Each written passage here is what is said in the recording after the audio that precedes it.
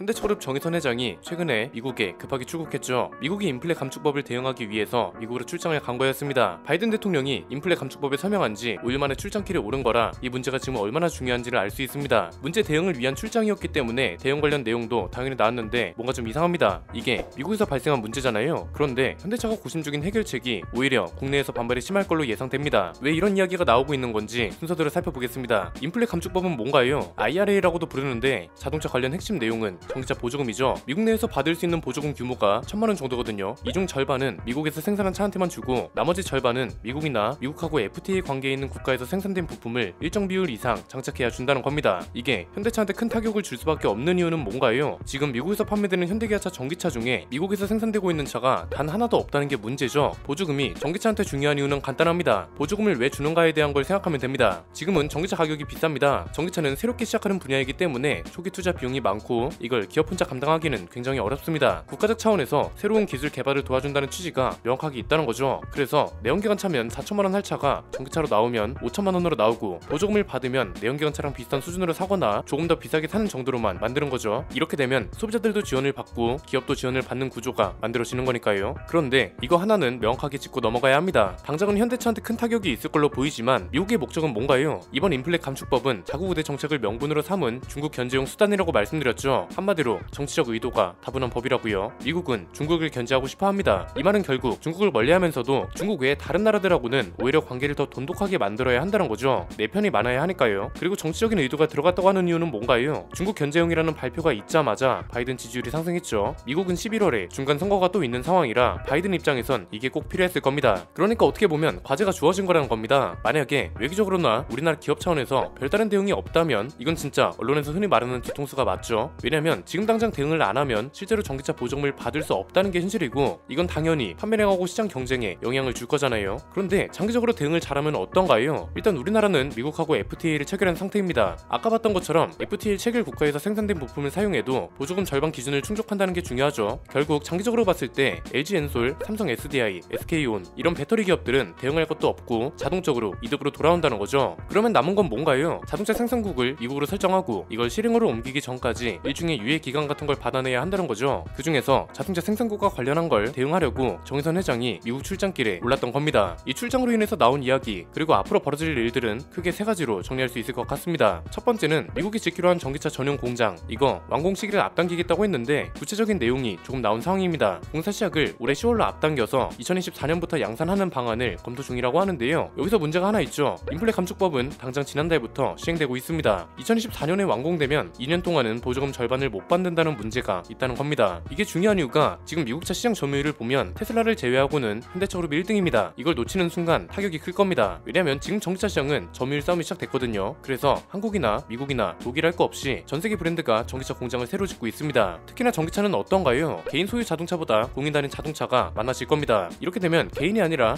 렌터카처럼 회사 단위 구매가 많아질 거고 점유율은 곧 돈이 되는 시장이 될 거란 말이죠. 그런데 이 상황에서 보조금 때문에 비싼 차로 낙인 찍힌다? 이 인식 때문에 현대차를 구매 리스트에 올리는 사람이 현저히 줄어들 겁니다. 두 번째는 그래서 지금은 외교적인 힘도 필요한 시기라는 겁니다. 이게 어떻게든 유예 기간 같은 걸 받긴 해야 합니다. 현대차가 공장 완공 시기를 앞당기는 거에는 한계가 있습니다. 진짜 아무리 빨라봐야 2년 뒤잖아요. 남은 2년 동안 미국에 있는 다른 공장을 빌려 쓸 수도 없습니다. 외교부가 구체적인 방안이나 해결책을 제시하지는 않았지만 방향은 제대로 잡은 것 같습니다. FTA 위반할 수 있다는 내용인데 지금 밀고 나갈 수 있는 건 이게 제일 크지 않을까 싶습니다. 일단 현대차가 공장 완공 시기를 앞당긴다는 내용을 깔아뒀으니까 앞으로 이걸 어떻게 이용할지가 관건일 것 같습니다. 11월에 선거 결과가 어떻게 나올지는 모르겠지만 이 결과가 나올 때까지 기다리는 것도 맞는 건지 모르겠습니다. 11월이면 아직 2달이나 남았습니다. 2달 동안 판매량에 차질이 생기면 어떡하나요? 지난달 현대기아차 미국 판매량이 굉장히 좋았다고 합니다. 현대차그룹 전체 기준으로 보면 8월 한 달 동안 팔린 차가 13만 5,500대를 넘었다고 합니다. 이건 작년 같은 기간 대비 17.7%나 증가한 겁니다. 같은 기간 동안 토요타는 마이너스 9.8%, 혼다는 마이너스 37.7%를 기록한 걸 생각하면 성장세를 기록하고 있다는 게 충분히 의미가 있죠. 현대차랑 정부가 방향을 잘 맞춰갈 필요가 있을 것 같습니다. 인플레 감축법이 가격 기준도 있다고 합니다. 현지에서 생산되지 않거나 아니면 가격이 7,500만 원을 넘는 전기차가 보조금을 받을 수 없다는 겁니다. 일단 그러면 공장은 어떻게 할 수가 없는 와중에 다행히 가격 기준은 거의 충족을 시킵니다. 그러면 공장이 완공되기 전까지 가격 기준을 어떻게든 활용하는 방법밖에는 없을 것 같고요. 대신 가격을 기준으로 하는 것도 마냥 안정적인 전략은 아니라는 걸 알아야 합니다. 적어도 이게 올해 12월까지는 논의가 마무리되고 미국이랑도 이야기가 끝나야 한다고 봅니다. 왜냐면 중요한 게 하나 하나 있는데 전기차 누적 판매 대수가 미국에서 20만 대를 넘긴 회사는 보조금을 받을 수 없었습니다. 테슬라랑 GM이 여기에 해당됐는데 최근에 이 규제가 완화되면서 테슬라랑 GM도 내년 1월부터 혜택을 받을 수 있게 됐다고요. 이때부터 본격적인 전쟁이 시작된다는 게 예고된 거랑 마찬가지라서 이전까지 어떻게든 논의가 끝나야 한다고 봅니다. 세 번째는 현대차한테 주어진 과제가 하나 더 있다는 건데요. 2024년부터 어쨌든 미국에서 전기차를 생산하게 됩니다. 그럼 남은 기간 동안 노조랑은 어떻게 협의할지도 머리가 아플 겁니다. 지금 아이오닉5랑 EV6의 국내 생산 대수를 보면 4만 대를 넘기고 있거든요. 이 중 4분의 1 정도가 미국으로 판매되고 있습니다. 현대차랑 기아 노조가 얼마 전까지만 해도 미국 투자를 반대했는데 최근에 이런 기사가 나왔습니다. 미국에서 전기차 생산하는 걸 반대하지 않는다는 겁니다. 현대차 노조 관계자가 뭐라고 했냐면 미국에서 생산하지 않는 전기차는 더 이상 보조금을 받지 못하게 된 만큼 이는 회사는 물론 노조에게도 불이익이다 이렇게 말했습니다. 기아 노조 관계자도 경쟁력 차원에서 미국 생산량 확대를 무조건적으로 반대한 적이 없다 이렇게 말했습니다. 그런데 이건 말장난이죠. 그냥 한마디로 말하면 그런 겁니다. 나는 분명 밥을 먹으라고 했어. 그런데 대신 쌀에 들어간 밥은 먹으면 안 되고 고기랑 야채가 들어간 반찬을 먹으라는 것도 아니야 이런 겁니다. 이건 시작 단계부터 봐야죠. 현대차가 해외에서 차를 생산하려면 노조위원회를 통해서 심의할 의결을 해야 한다는 내용이 단체 협약에 존재하잖아요. 만약에 국내 공장 고용 문제 같은 걸 명분으로 제동을 걸면 그게 반대하는 것이 뭔가요? 기아 노조 관계자도 뭐라고 했냐면 국내 일자리가 없어지지 않는다는 전제하에 미국 생산량을 늘릴 수 있다 이렇게 말했습니다. 이게 사실상 미국에서 생산하지 말라는 게 되는 이유가 뭐냐면 방금 전에도 보여드렸죠. 전체 생산량 중에 4분의 1 정도를 미국에 수출한다고요. 1만 대 넘는 생산량이 줄어드는 거랑 마찬가지인데 이런 놈 그대로 유지를 해두면 회사 입장에선 난감하죠. 이거 계속 오해가 생기고 있습니다. 일단 노조는 반대하는 게 아니라고는 하지만 따지고 보면 사실상 반대하는 거랑